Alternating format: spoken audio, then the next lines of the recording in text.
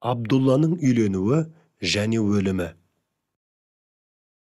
Арадан жылжып-жылдар өтті. Абдулла көркем мінезімен жүріс-тұрысына сымбатты сай жігіт болды. Оған ынтық бойжеткендер де көбейе түсті. Жас жігіт мұны сезсе де білмеген сыңай танытып бақты. Баласының аяқтанар шақ жеткенін байқаған әке ұлына жар боларлық бойжеткенді қарастыра бастайды. Әбділмүтәліптің өмірлік тәжірибесі бұл істеде дұрыс таңдау жасауына себеп болды. Бәни Зухра тайпасының ақсақалы Вахб ибн Әбдіманаптың қызы Әминаны баласына лайық деп білген ол айттыра барады. Вахб Әбділмүтәліптің бұл өтінішін қуана қарсы алады. Амандық саулықтан соң Вахб: «Уа бауырым, біз бұл ұсынысты сен келместен бұрын естідік. Әминаның анасы өткенде бір түс көріп, үйімізге бір нұрлы сәуленің енгенін, айналаның жап-жарық болып кеткенін көріпті. Менің де бүгін түсімде бабамыз Ибрахим пайғамбар еніпті. Маған Әбділмүтәліптің ұлы Абдулла мен қызың Әминаның некесін мен қидым. Сен де қабыл еткейсің» деді. Вахбтың қызы Әмина ибалыда инабатты, әрі шежіресі жөнінен де Құрайш қыздар арасында жоғары тұратын. Қай жағынан да Абдуллаға лайық еді.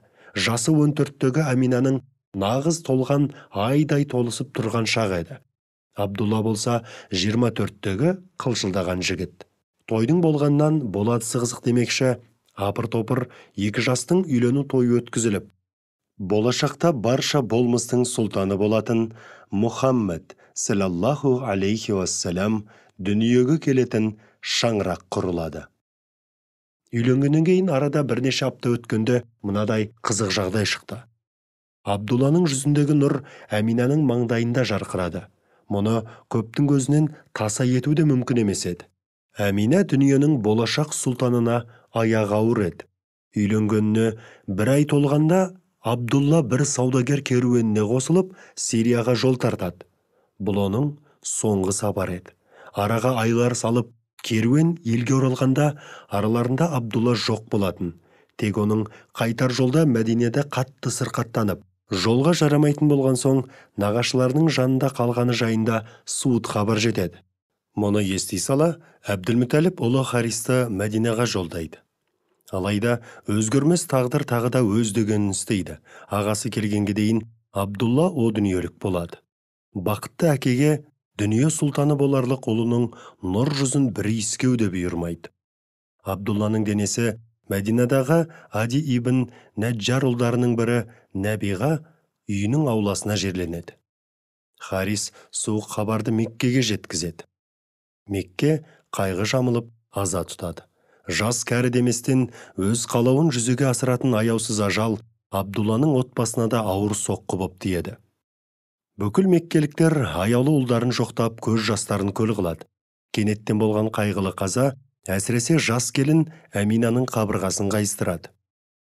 Күйеуін жоқтап, ботадай боздаған Әминаның ащы даусын естіген пенденің сай сүйегі сырқырамауы мүмкін емес еді. Ажал құрық салды да мені тастап сен кеттің, кебін киіп кетіпсің, оны қайдан білейін. Көз жасымды селдеттім, бүкіл елің ішінде, теңгелер пенде жоқ саған, мейірім дедің, кең едің, сымбат дедің, ер едің, дос жараның құрметтеп, аза тұтып қайғыма ортақтасып жатқан мен, керегі маған сен едің. Әмина осылайша зар еңіреп, жан-жарын жоқтап қалған тұста, құрсағындағы сәбиінің дүниеге келуіне 2 айдай ғана уақыт қалған. Абдулла үйленгелі аз ғана уақыт өткен. Сол себепті анау айтқандай мал мүлкі де жоқ. Кенеттен дүниеден озған, оның соңында қалдырғаны Үмме Айман есімді күңі, 5 түйе, бірнеше қой, бір қылыш пен аз ғана күміс ақша.